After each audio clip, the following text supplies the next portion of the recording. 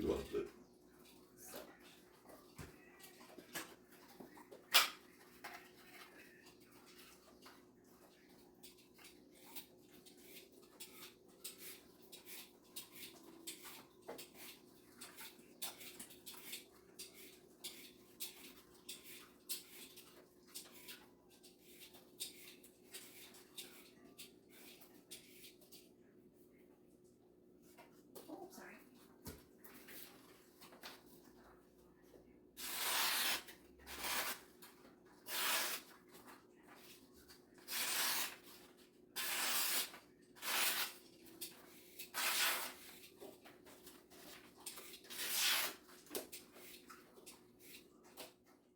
Well, welcome back, my friends all, to another rousing rendition of Choir Boys in the Outdoors. Now listen, this is the Sheepsfoot 2025. It was made by Shed Knives. My man Mad Jack Billingsley is the owner, and he, I think, started making these when he was in his early teens. We've had him on Blade Talk with Scab and Joe a couple of times, and Joe, I'd like to have him back on. Jack's an interesting young man. This is a workhorse, and we're going to show that. It's 154 cm. I have all the details. I did the opening scene there just to kind of give you a look at the knife, the sharpness of the edge. Jack has greatly improved on the sharpness of his knives. I was looking back through some of the videos. I think 2023, he had sent me a Sheepsfoot and another blade. The reason he sent me this is because he said, hey man, I want to get with you and send you something and talk to you about being back on Blade Talk so we can talk about 2026.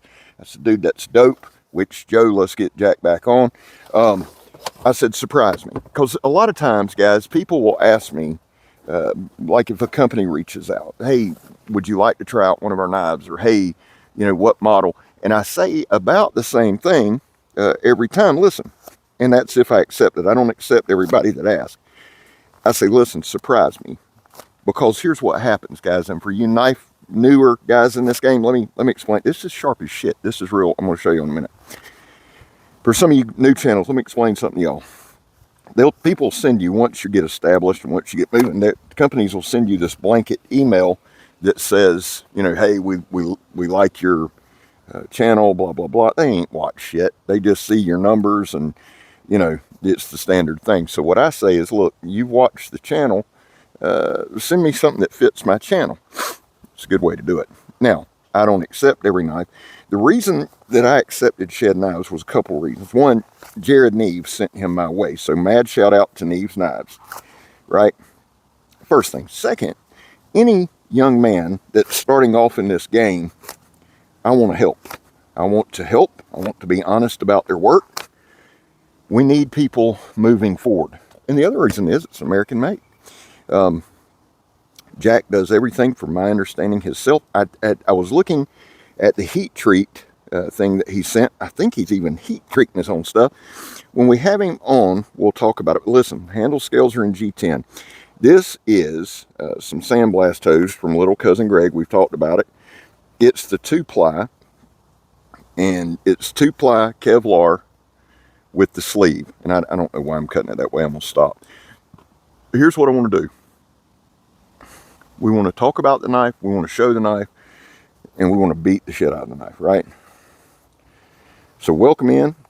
This video is probably about 20-25 minutes long. It's usually the case when I talk through it and not narrate them. It is what it is. Please stick around. I just want to take a second, look at the knife, and say thank you to everybody who watches. Jack, I can tell this, son. You've already stepped up your game on the sharpening. You've already stepped up your game on your edge bevels. I'm liking where you're going, and we're just starting this thing. To slice through this shit right here, look, one, I know I've showed you a couple times, but I can't stress this enough. The original Kevlar hose y'all see me cutting was a single ply Kevlar, which was tough enough. And my man SF did not want any credit for sending that to me, but he sent me that and this, and then little cousin Greg sent me this. That being said, if you're now thoroughly confused, listen, let's have some fun. Let's beat the shit out of it. Let's do some stuff.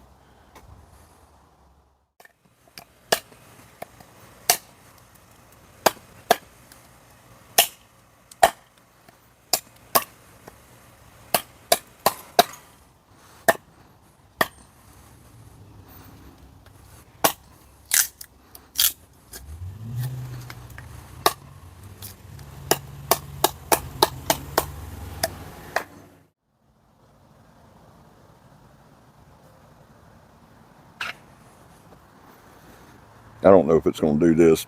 Well, I'll be shit. They riding by. I always wondered what they think. I never care. I can't make that clear enough, but I just kind of wonder what people think when they ride by. This is 4-ply sandblast hose. Basically, when we pop the trunk, guys, just so y'all know, it's to show the sharpness out of the box. I know that's what the paper's for. But we cut, if y'all ever really notice, we try to make the cuts progressively more difficult. I'm going to tell you, that I want you to hear what I'm saying. I've said this twice already. I'm going to say it a third time. Jack has improved his sharpening game, okay? I'm not saying it's super razor sharp. It's sharp. It's sharp as shit. It's the kind of sharp I like. The improvement is there. It's a little thicker behind the edge because this is a user. It's a all-around camp knife.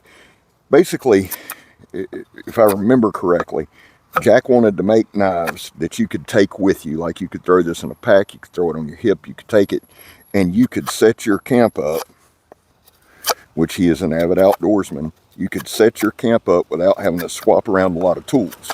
So you can chop, got a hardcore pommel on there. Any kind of walnuts, pecan, anything like that, coconuts, heads, whatever, you can crack. It also allows you to drop down pretty comfortably. Look, right there. Super thick handle, G10, but I can drop down here. We're going to do some chopping. I can't tell y'all enough, seriously, how impressed I am with his sharpness game. And what do we always say? Well, we say a lot of shit, but if a knife's sharp, you're always in the fight. All right, now let's go beat the hell out of it. And again, here's what I like. I like the way this rides. For me, I've got shorter arms, boom. Some guys might want to throw that in a pack. A lot of guys, and I'll say this when we move on, this is always the danger of me doing this kind of thing. For a lot of guys, a knife is a tool, but it's not a huge deal. Not everybody's a knife guy. They just want something. They want to get to camp. They want to be able to use it and move forward. That's why I say this might be a good tool for somebody like that, you know, they're not worried about the steel. They're not worried about, you know, all the nuances. They just want a tool that works. There you go. All right, come on. Nice snap, too.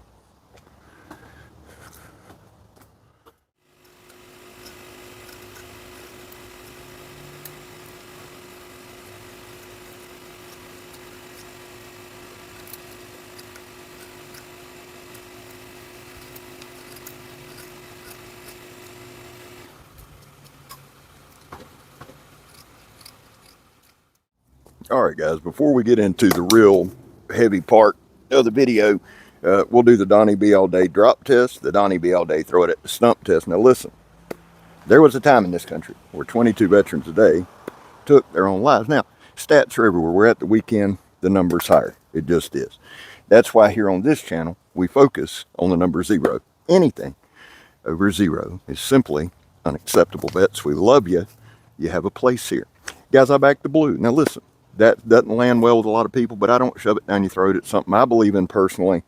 I think we're a society that is very much skewed by our media. Are they good cops? Sure. Are they bad cops? Sure. But my thing is this. We focus on the ones who are good. And again, to hold back the blue till it happens to you.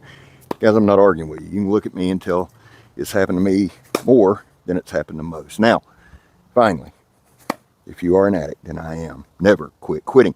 And for those of you that are a little confused, those are just my 3 causes that I go through every video, typically at the end, but I thought we'd put them in here. Now, here's the thing. I am the world's worst batoner, and this is the remnants of my stump. This is where we started the channel, out here. Hell, let's just do it like this.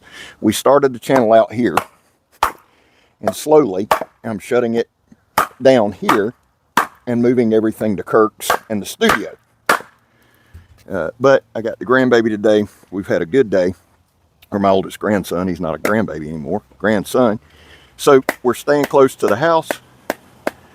Getting ready for the dogs to play. And I thought this would be a good chance to check out Shed's knives. Now you can see we got it in there good. And the reason, guys, that I use this kind of wood, the pine or whatever, not only is it what is available to me, but it has actually turned out to be a really good medium, because if you chip or roll a knife with pine, it's going to chip or roll on harder stuff, and we've actually done it. So I like it. It's a good medium. It's got knots, and it's what I have available, being the main thing.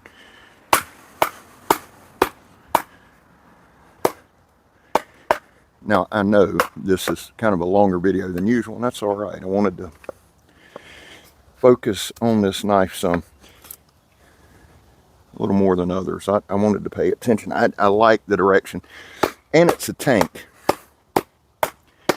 Beast of a blade, man. You can,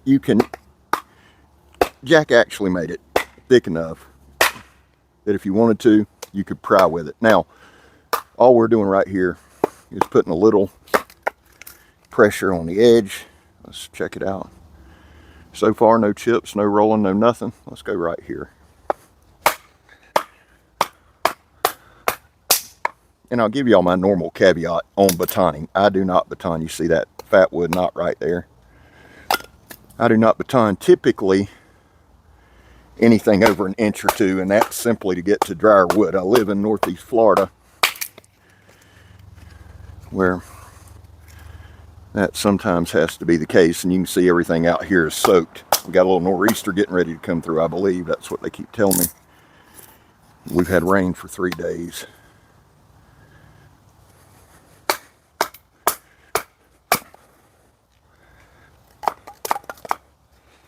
Right through that knot again. Doo-doo-doo, doo-doo-doo. I plan on starting a fire and burning some of this up. We'll use some of the fat wood to get it good and hot, dry some of this stuff out. So far, the knife's been very, very comfortable to use. With the chopping, you might have noticed I moved my hand a good bit during it. That was to really just kind of find my personal sweet spot, if you will. So far, it's been a really fun knife to review.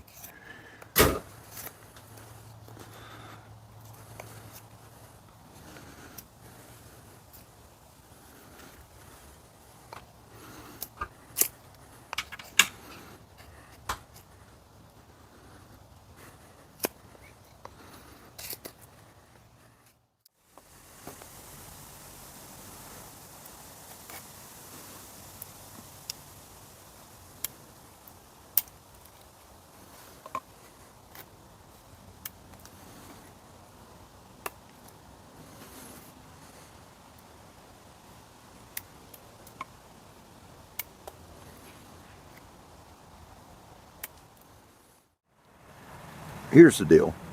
For me, any kind of knife that I carry or I'd like to carry has to be able to start a fire. Now, that's largely based on my skill set. It's a pretty good fat wood right there, boys and girls. But the knife has a great, and I mean a great, 90-degree spine. Listen, I'm going to end the video with this. I love where Jack's going. I love what he's doing. I'm going to add a couple of tall pieces of lighter knot here. For those of you who follow the channel and religiously, or you watch the channel a good bit, or when you're in the knife tube world, you know who Timbo 437 is. Now, Timbo's fiance has been diagnosed with stage 4 cancer. And they are going through it. I think the world of Timbo. I don't know his lovely fiance, but my prayers are with both of them. And what I wanted to do, guys, is this. Blackie Thomas has a trick where he stands up 2 pieces of lighter knot. It burns a little brighter, lasts a little longer. So I added 2 pieces of lighter knot to this fire for Timbo and his fiance. Brother, we love you.